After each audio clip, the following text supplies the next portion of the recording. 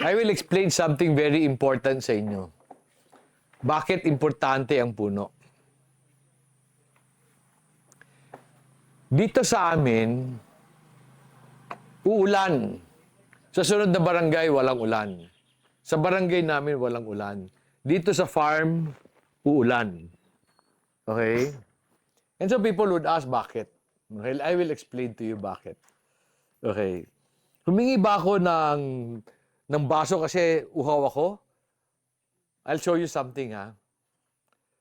Di ba pag merong ganitong baso, nagkakaroon ng tubig sa labas? Saan galing yung tubig? Galing sa loob, lumabas? Saan galing yung tubig?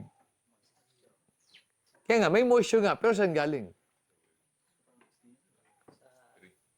Sa trees. Ano sa spring? Hindi. Yung tubig sa labas, saan galing? Galing ba yung tubig sa loob, lumabas? Saan galing? Effect na kasi ginaw sa Oh, tama. Moist siya. Moisture siya. Saan siya galing? Sa labas. Paano siya nagkaroon ng tubig sa labas? May hangin. Kasi may tubig sa loob. May tubig sa loob. Okay. Bakit sa isang lugar na maraming puno, maraming ulan? The concept is condensation. Anong condensation?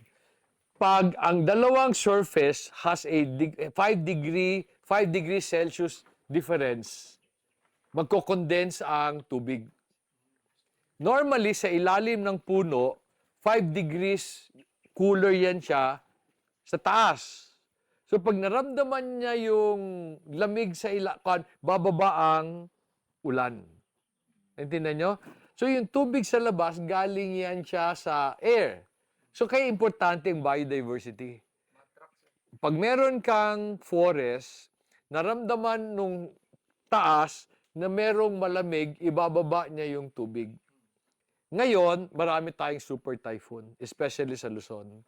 Bakit ka nagkakaroon ng super typhoon? Dumaan yung clouds.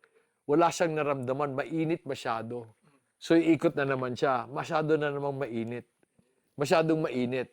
Kaso mamaya, ang bigat-bigat na ng dala niya. Ano gagawin niya? Ibabagsak niya ng isa. Kung meron kang forest, ibabagsak niya ng dahan-dahan. So, ngayon, basa yung lupa mo.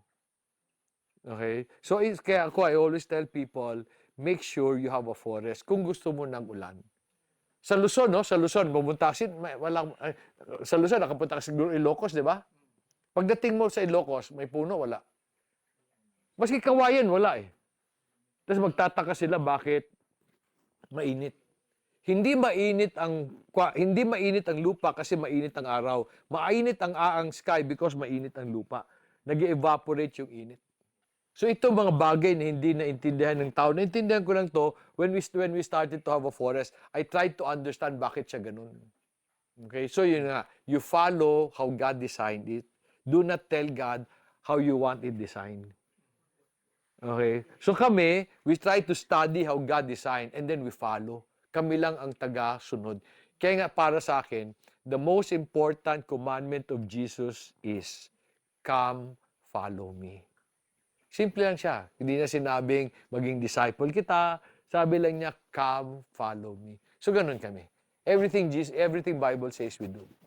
We follow.